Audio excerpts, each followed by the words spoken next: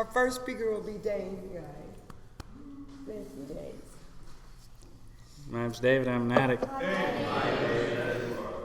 Should we have a moment of silence for all anonymous addicts everywhere?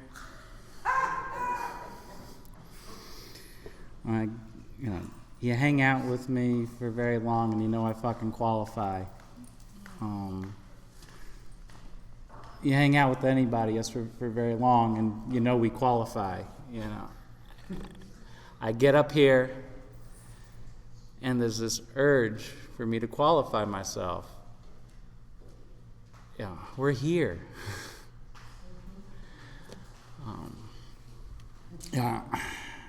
You're really lucky. I got on and ons real bad, but I just told my story like last weekend or the weekend before. So that part about like qualifying myself, I just reviewed recently. So hopefully I can talk to you about the bitter ends with the use of drugs really fast and just get that part over with. But first of all, I want to read the part that this, when at the end of the road topic comes from. I dropped the book that somebody loaned me, and I had a bookmark in it. I could have just used a book up here, but I wanted a bookmark so I could go to it quick. All right. Third paragraph, we do recover when at the end of the road we find that we can no longer function as a human being, either with or without the use of drugs. We all face the same dilemma. What is there left to do? There seems to be this alternative: either go on as best as we can to the bitter ends, jails, institutions, or death, or find a new way to live. Half the time when I tell my story, I want to talk about jails, institutions, and death with the use of drugs.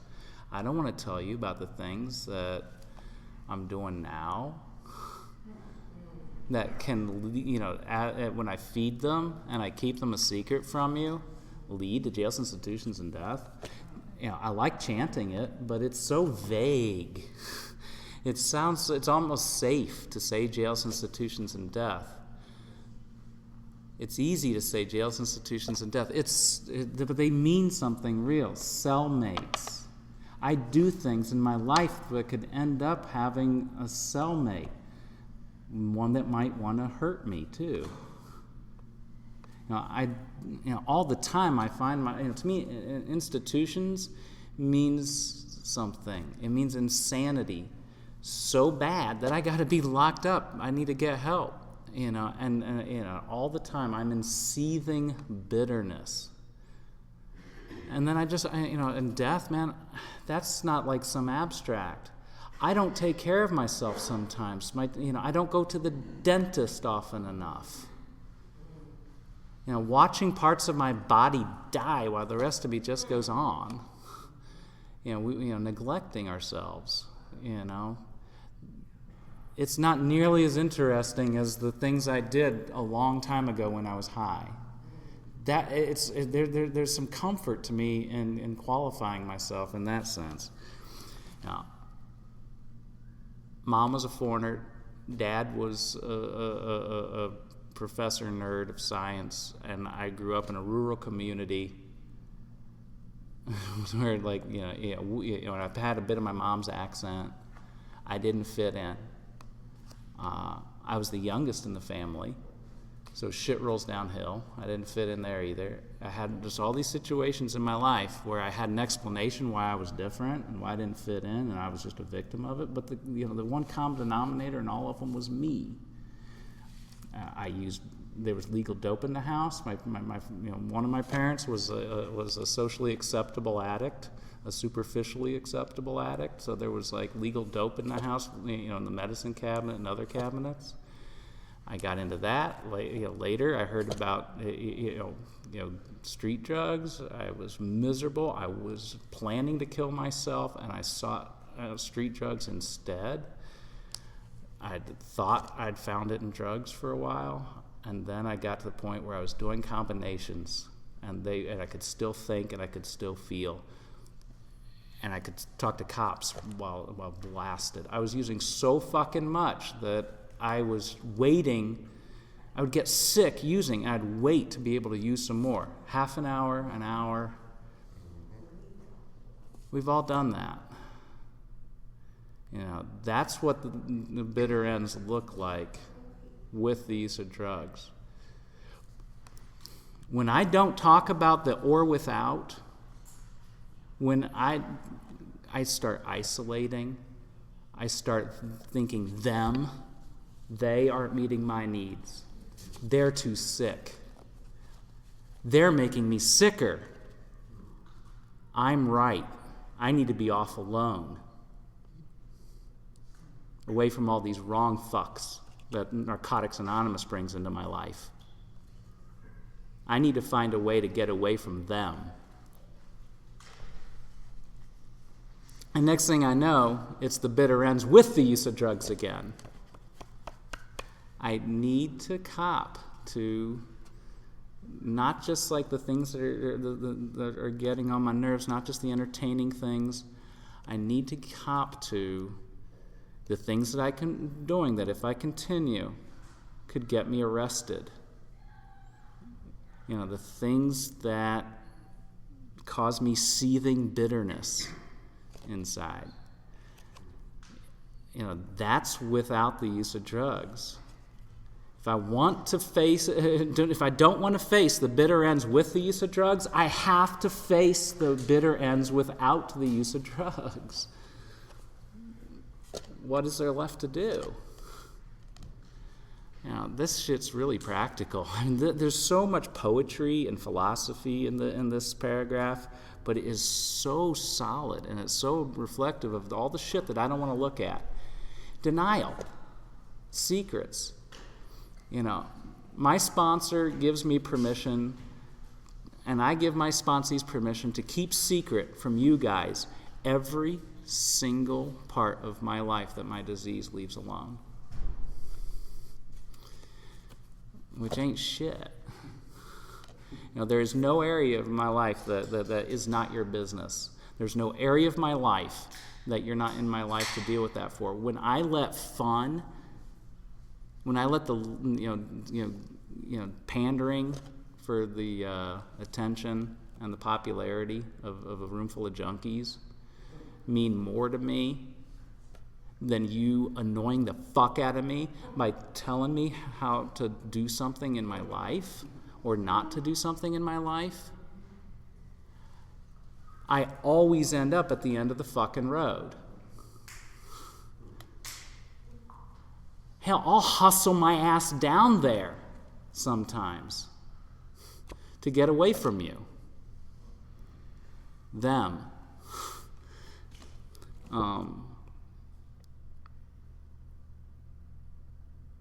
The stuff I was doing the first couple of years of recovery, that's really easy to cop to. I mean, and it was extreme, and it was a long time ago.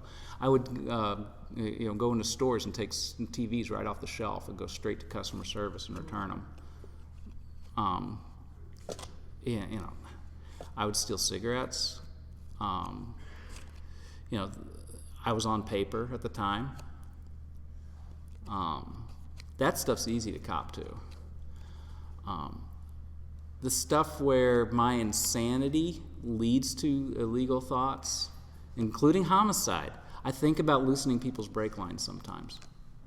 I'm an old-timer who thinks about loosening people's brake lines. And a lot of times when I share that, some of the people around me will roll their eyes, say, I like to live in the solution. I write a letter.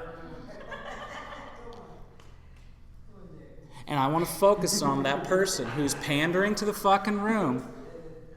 And instead of going, I've been where he's at, the self-acceptance pamphlet talks about that.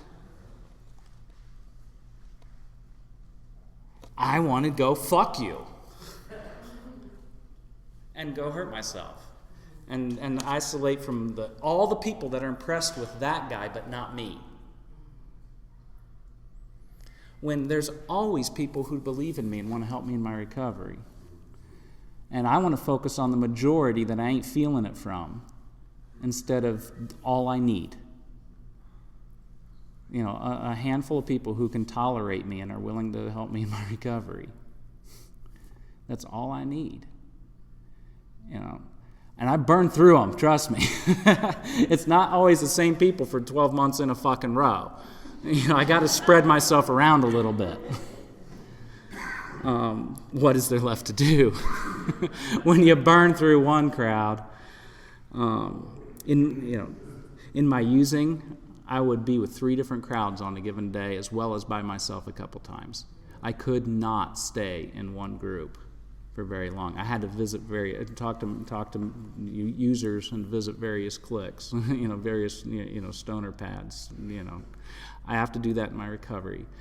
When I don't keep it fresh, it's not just that they burn out on me, I burn out on them. So I can't rely on the same clique to be tolerable to me all the time.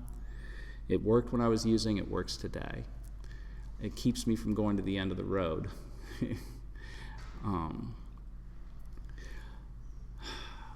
Another thing that causes me not so much to getting too close to cellmates, but the whole seething bitterness is not just about hating on people and letting people get under my skin. It's grief. Horrible, horrible grief has blown me out of the water a few times. Losing relationships of people that I felt entitled to keep. Both women as well as people in my life who have died.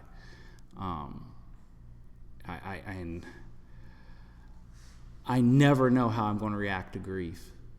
It's not consistent. Sometimes I don't feel it for weeks. And I think something's wrong with me. And then it hits me like a fucking freight train. And I will live like an animal.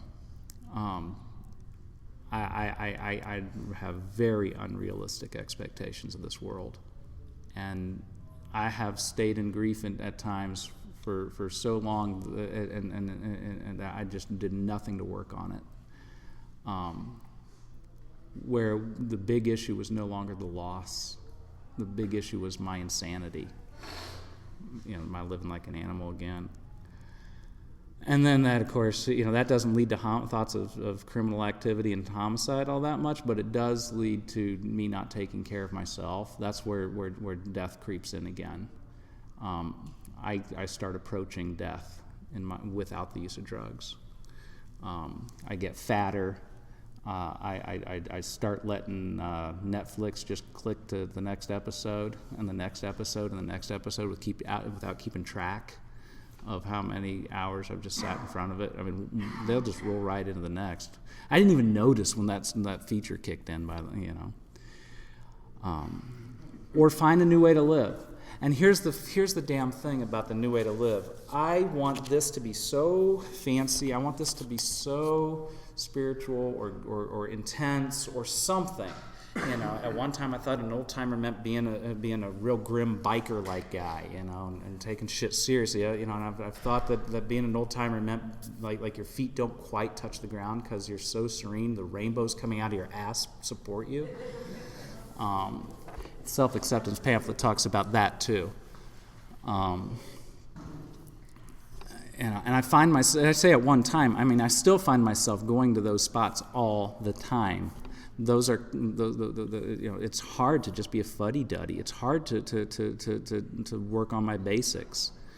When I start getting too fancy, this new way to live gets too fancy.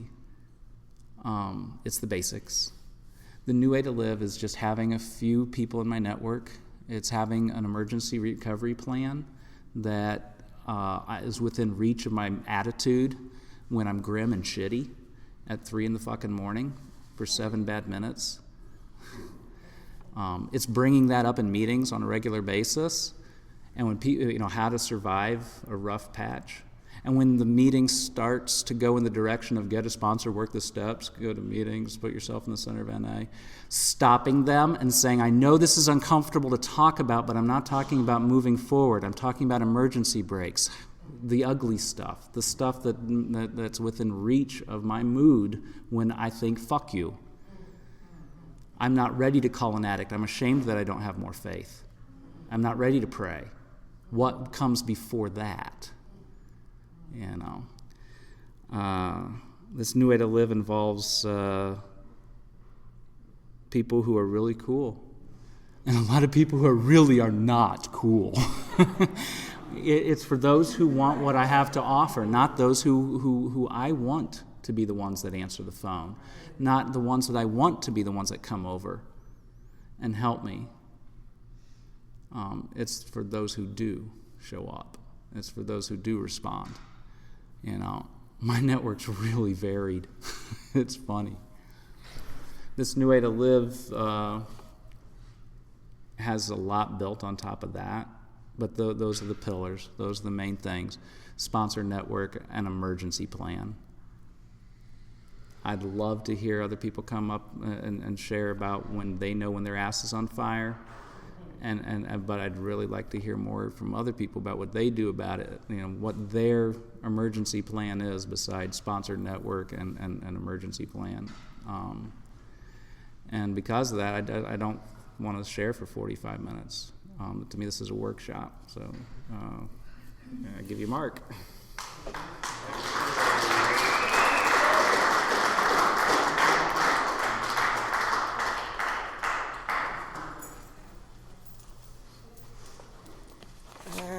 This next speaker is Mark. I just want to say a few words if you guys don't mind. Mark is one of the guys when I first came to Camp Mac that made me feel so comfortable enough to come back, and he's one of the ones that I look for every year when I'm here. First, when I hit the ground, I'm like, anybody seen Mark, right? Because the comfort and the love that he gave me the first time that I came is one of the reasons, but along with some of you other people, it's one of the reasons that I keep coming back here, because I've never felt love like people like Mark and you guys give me.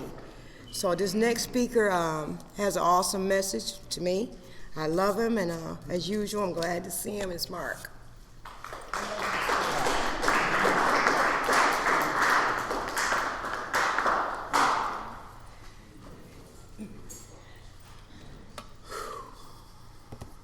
So unlike the situations that got us here. I'm an addict. My name's Mark. When at the end of the road, hit the gas. Fuck it. Let's roll.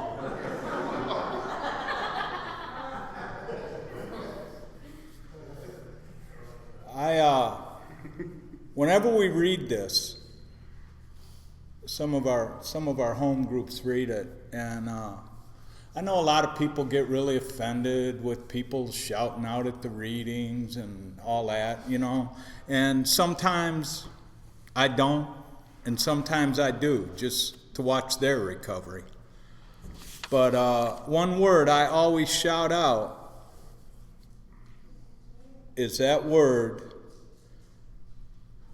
Then it comes, Dave touched on it, there seems to be this alternative: either go on as best we can to the bitter ends, jails, institutions, or death, or find a new way to live.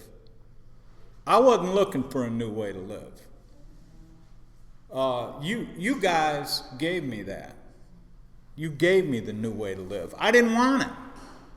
I wasn't looking for it. I didn't want it.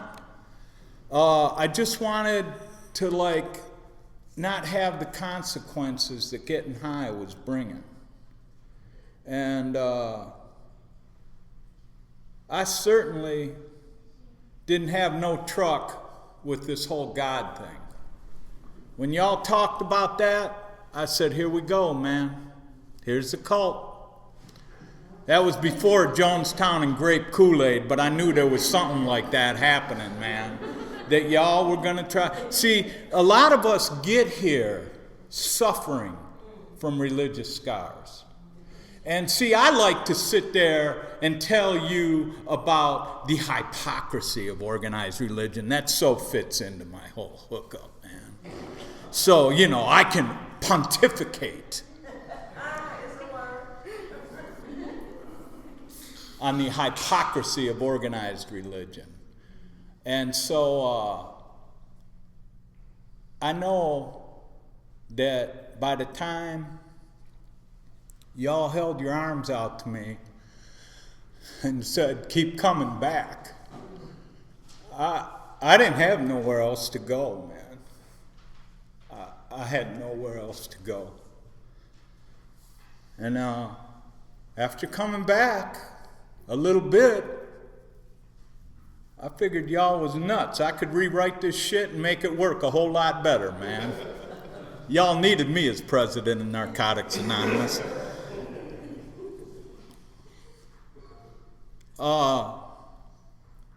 You know, and in that paragraph it says this is a simple spiritual, not religious program known as Narcotics Anonymous.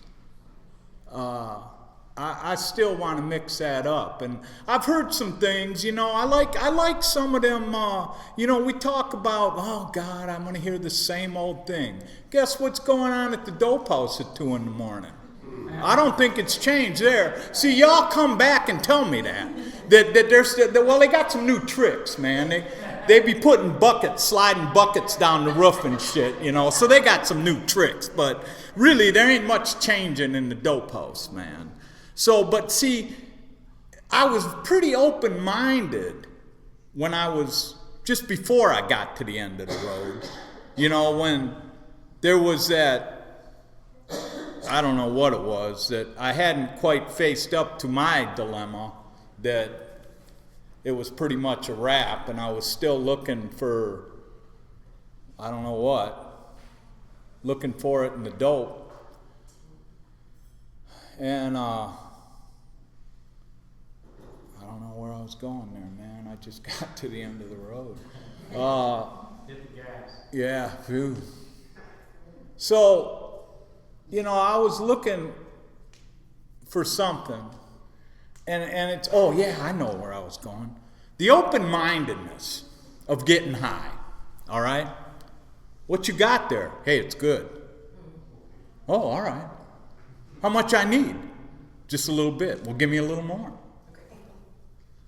I'm pretty open-minded about that. Now, let me crawl into these rooms begging for my life. And let you tell me some things about spirituality. All of a sudden, my open mind shuts tight, man. Anything that's good for me, I'm not real open-minded about. See, the problem is I bring myself here, man. And the only thing I know, see, looking for this new way of life, I'll start putting expectations on that. But what am I giving them expectations from? I'm basing those expectations on what I know. And I keep forgetting that what I know almost killed my ass. Okay? When I say I know, I'm in dangerous territory, man. I'm in danger, because I really don't know. Another word I like to shout out when we're reading how it works. Thinking. And then the words that follow of alcohol is a drug or whatever the hell it says. But that thinking, see, I got to remember, when I'm thinking, I might be in some dangerous territory in this new way of life. Because, see, my default setting doesn't go to spiritual principles. And on any given day, that default setting, I can't be a spiritual giant, man. And I want to be, you know. I want to put out this whole mellow thing. But if I'm not in a good spiritual place, I might just trip right out. And see, it comes from not dealing with things. That you guys told me that this new way of life, I got to deal with some things. And so what happens is I've been around here for a while, so I think I don't have to deal as much. Okay. You know, I can slide, man. You know, my home group, somebody was talking the other day about meetings ain't 20 miles apart. Hell, man, my home group's 20 miles from my house. If you leave my town, you ain't finding another NA meeting for 120 miles, man. That's where it is for us. Because it's a lot different to do AA. It's a lot easier, you know. So we don't need NA meetings. And in our little town, you know, there's a whole stigma attached with drug usage. And some of us wear that as a badge. Yeah, we're druggies. you know. So yeah, we're kind of proud of that. But I don't know where I'm going, man. I'm kind of tripping right now because I just got some information just before I walked in that this chick that I really loved a lot, man, decided that alcohol ain't a drug. And after 16 years, she left us.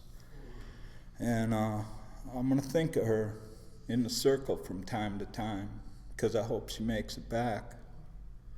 Because, see, in this new way of life, man, people come into our lives. And like Dave was saying, we learn a lot about each other, like way too much, you know? And that's sometimes the draw of this. That's the draw of this thing, man. Debbie and I have had this discussion many times, you know. There ain't no secrets at this microphone. I mean, we got a long-term relationship and people want to say, what's the secret? Look, man, there ain't no public transportation where I live. She ain't got a driver's license and I never had a gun in the house, okay? That's kind of funny, but it's pretty true.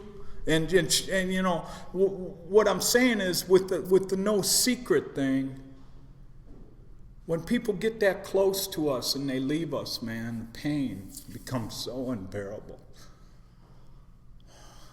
But I just got to remember, see, I don't know what happened. Was there a good idea that meetings don't make sense anymore? That I've heard this shit enough? Really? Have I? Have I heard this shit enough, man? See, there's some new things out there that wasn't happening when I was getting high. So I might get a good idea that maybe that's what I could have used. I might get a good idea like that, man. You never know. A natural state for me as an addict is to be high.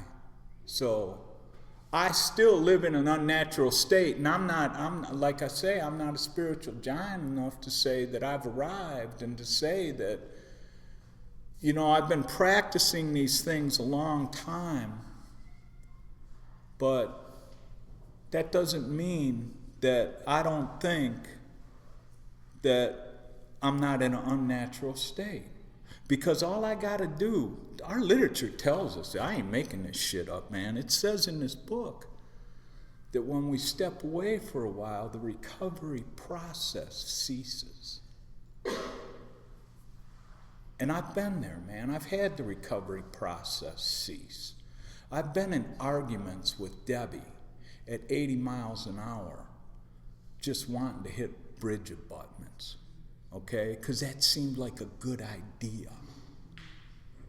I don't know why I didn't, you know? Thank you, higher power. That's probably why I didn't. Thank you, higher power. So, I know, I don't know nothing really. Well, you know what? I know that if I keep coming here, I got a chance. I got a chance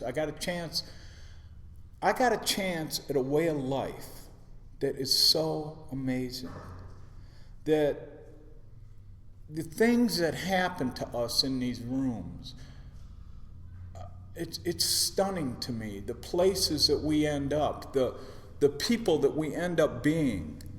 And before we started putting these principles to work, we were garbage, man. We were human wreckage. We meant nothing to nobody. We were the worst of society. And we start putting some recovery in that, and we start putting some spiritual principles in that, and we become dynamic people. And the reason I believe in that is it takes a lot of work to be a dope fiend, man. Somebody was talking about it this morning. I wake up in the morning with 3 cents and be high by noon. That's a lot of work, man. You know, covering all that shit up and everything, man. Hell. So when we just start focusing on recovery, man, the sky is truly the limit, man. And that's just not some rhetoric, you know. That's not some them cats that write them positive thinking seminars and stuff, man. That's what happens to us. You keep coming back, and there's something like that might happen to you, man. I know something like that happened to me. I've ended up in I've ended up in places that never cease to amaze me, and like I ended up on this committee for corrections and law enforcement, serving in Washington D.C. Man, these clowns are crazy to party with too, man. I mean, you know what? They talk about us, you know, but hell, hold the mirror up, man. But I got a T-shirt made up said "Don't tase me, bro," and I would wear it to the events after the committee meetings, man. And some of them get a real attitude about that, but you know what? So what? But you know, I'm making it the next stage of my life, and I'm telling you about this because, see, this is part of this find a new way to live. With any kind of luck, man, November 1st, I'm going to pension out of my job. Okay, and I'm not bragging and shit. I'm talking about this because it's a success. I'll tell you what a success is. You go out to your mailbox, like end of January. Number one, you've had the same mailbox for a couple of years, so there ain't a bunch of tags on the envelope, you know, forwarding and all that. But then you go out there and you got one W-2 form, man. One job. Jobs never bothered me, man. You know what? Getting jobs ain't no problem. Hang on to them. You know, that was the problem for me. So and what's happening is after all these years, I'm pensioning out, man. And thank you, Narcotics Anonymous, and thank you, Higher Power, because, see, the solution is spiritual in nature. And if you're not down with that, that's all right. You ain't got to believe. That's the beauty of this. You ain't got to believe. But you know what? Believe that we believe. Because we believe. We believe. I wouldn't be standing up here if I didn't believe. And I don't really talk about my beliefs because it might offend you. You know? And I'll get all caught up in this shit. Oh, I don't want to say nothing to run you out the door. And that's true. So, you know, we fight a lot about religion and politics, so I kind of leave that out of the room. But here's the deal. This is a workshop. If you're sitting in this room, you've probably been at the end of the road. I've been at the end of the road in recovery. And what has never changed is the basics. Go to meetings. Try to maintain a spiritual contact. And share what's going on with you. And this you know, this whole when at the end of the road, this is the whole italicized thing is stuff that our founder Jimmy Kay wrote. And the last sentence he wrote in this paragraph. Now we know that the time has come when that tired old lie, once an addict, always an addict, will no longer be tolerated by either society or the addict himself. We do recover. Thank you.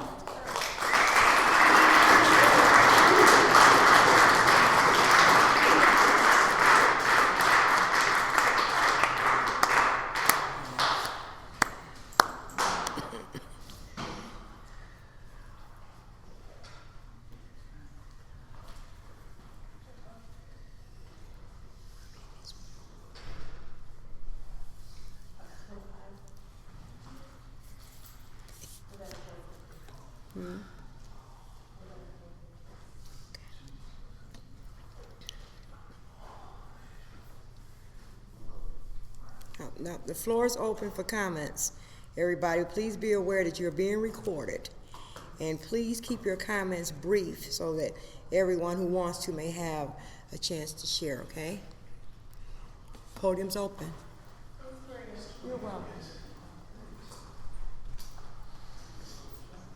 My name is Mike. Thank you, gentlemen. Thank you all for being here. For me, for my family, for my spirit.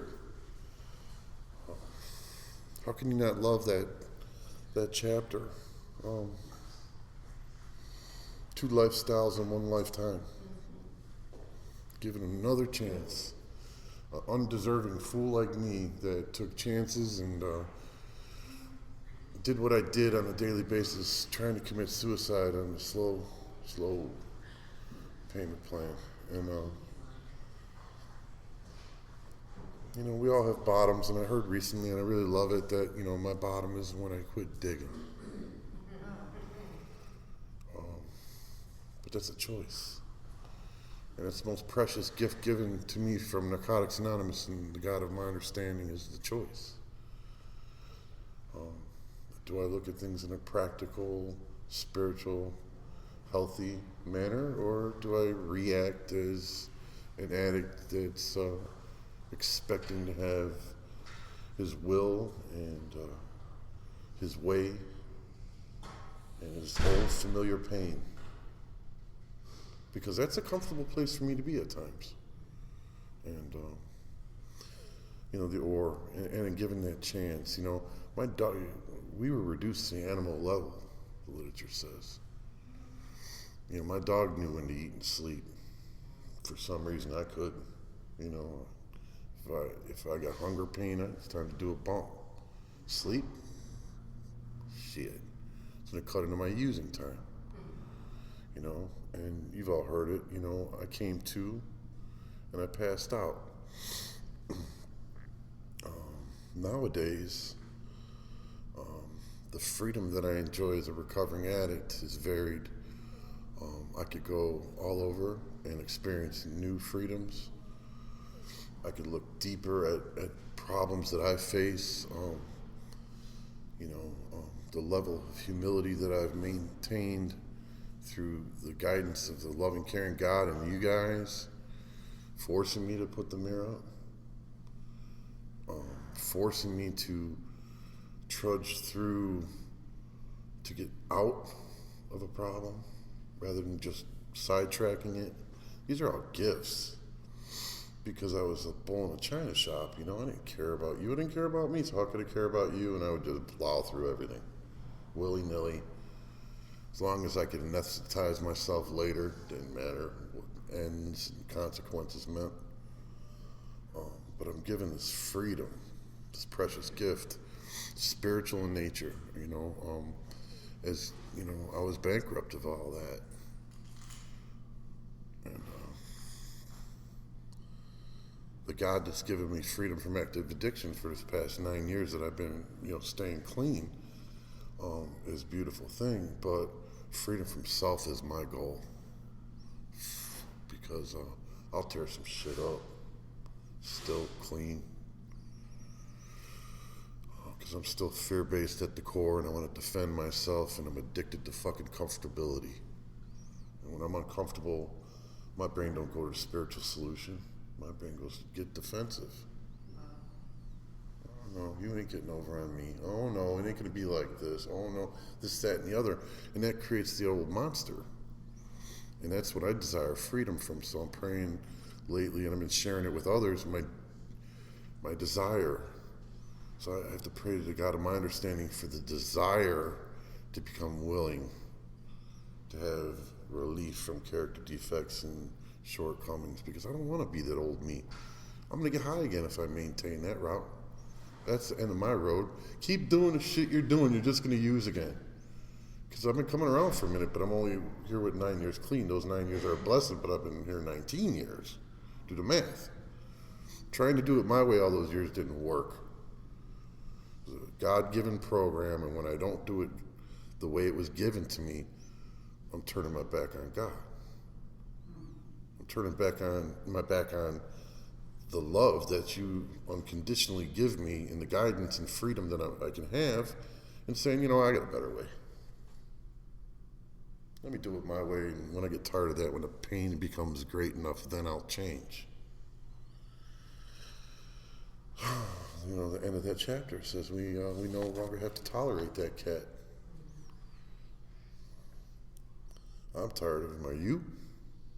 And if you're not tired of me, and yet you will be, because if I maintain that thinking course, I'm not going to be free, and I'm going to keep you hostage to my BS, my will, and that's not the person I want to be today. I want the choice, happy, free person that I've had glimpses of. And my end, I'll never be cured of this until they're throwing dirt on me. So that means the work must continue. And I was just grateful I was up and could say something today. I'm grateful you guys have carried me a message this weekend about just keeping it real and being here for one another. That's all I got. Thank you.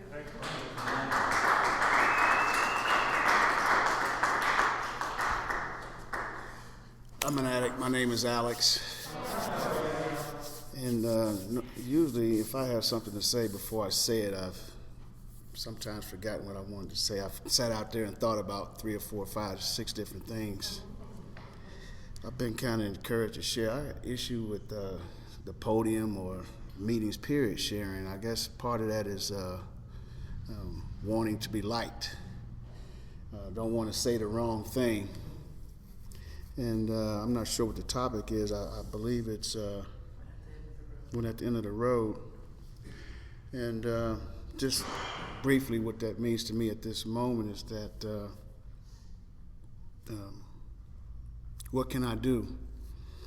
As go on to the bitter ends, jails and death, or find a new way to live. And been here for a little while, but really I feel like I'm really digging in on a new way to live. Situations happened in my life at the beginning of the year and carried over for a couple months, and some situations dealing with my son, who's 24 years old. He's a man by age, but in his mind and in his behavior, he's a boy. So anyway, I was forced to make some decisions, and here I am today in South Bend, or near South Bend, in Milford, I guess. Excuse me for those who might be offended about saying South Bend and it's not South Bend. Sometimes we get real critical about where we are and where we live at. We have pride in that. But anyway, my sponsor, my friend is here, and I come to support him. And I'm glad that I'm here today with you all. Very quiet, serene place here. And a lot of the places I go, it's a lot of noise and this, that, and the other. But I'm really grateful that I'm here today with you. And I'm going to practice sharing where I'm at a little more. Because, again, I want the new way to live. I'm experiencing that in half, but not as I have been lately.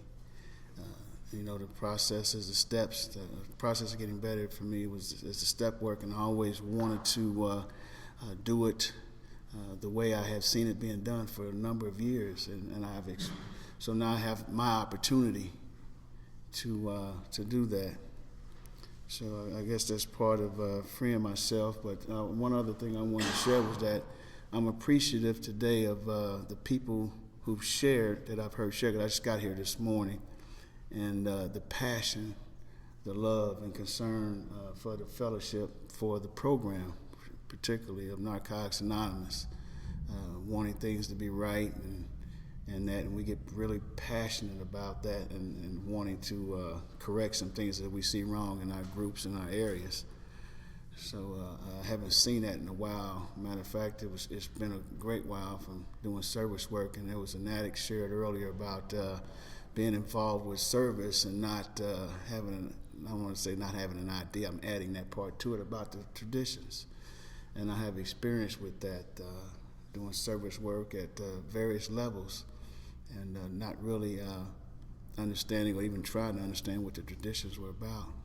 That's kind of hard and embarrassing to say, but that's the truth of the matter. So maybe one day if I get back involved in service outside of my home group, and I know there's some traditions that have to be known and applied there also, that I can have the more knowledge I have about it and experience, that I can be a little more effective and not be running on my thing, my own stuff.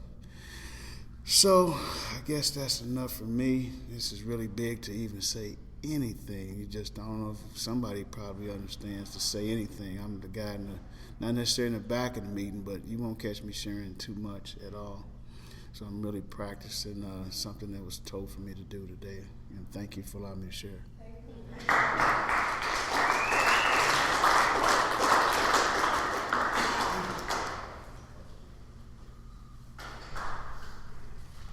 My name's Angel. I'm an addict.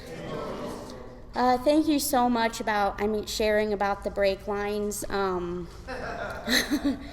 Because I get these thoughts in my fucking head that just aren't right. I have it all planned out, like ready to go do something, and I'll have to actually snap myself back into reality, and be like, "What the hell are you doing?" I was talking to my sponsor about it one day, and I said, "Do you ever come up with these plans in your head that and then you have to snap yourself back and wonder what the hell you're thinking?" And she said, "Angel, I have my own fucking imaginary land, and I'm the fucking queen." And that really helps me, like when I start thinking about these shit that I'm gonna go do. That really helps me to kind of remember, that I'm not alone. And to hear you say that I've never told anybody about the thoughts that go through my head, and I can come here and I can express that and know that I'm not going to be judged.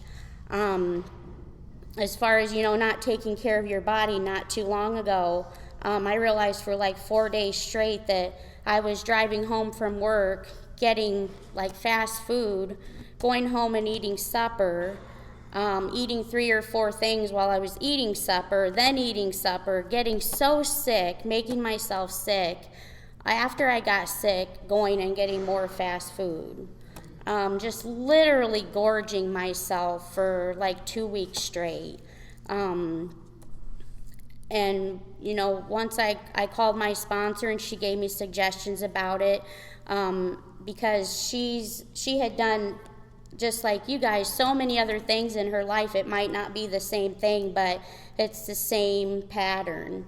And pretty much what she always says, write about it, pray about it. And now that I'm aware of shit like that, it's really helped me so much to write and actually see like what I'm eating on paper, what I'm doing to myself. It really is just like drugs. It's like a slow death. If I keep eating like that to try and make myself feel better, it's gonna kill me. Another one is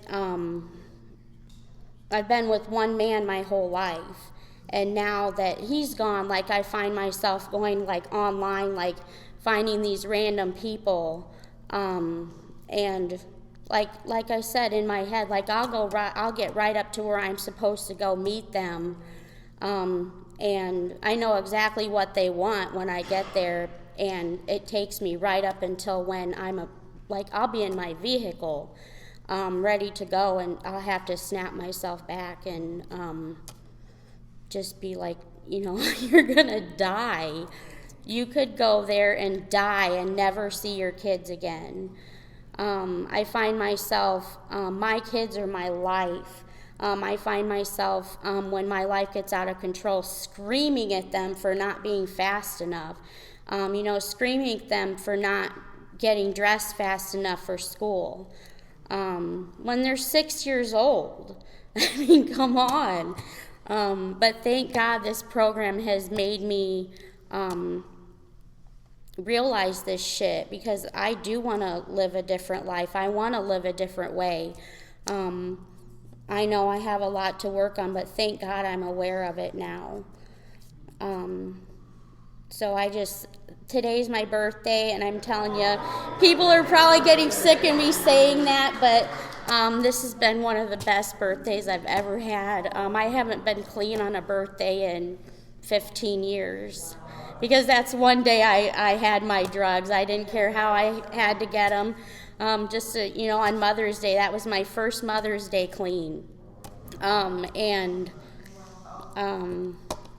So I just thank you guys from the bottom of my heart for being here, supporting me. it's an amazing place to be, an amazing program, amazing people.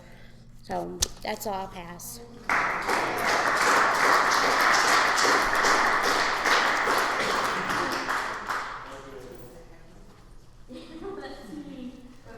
Hey family, I'm at a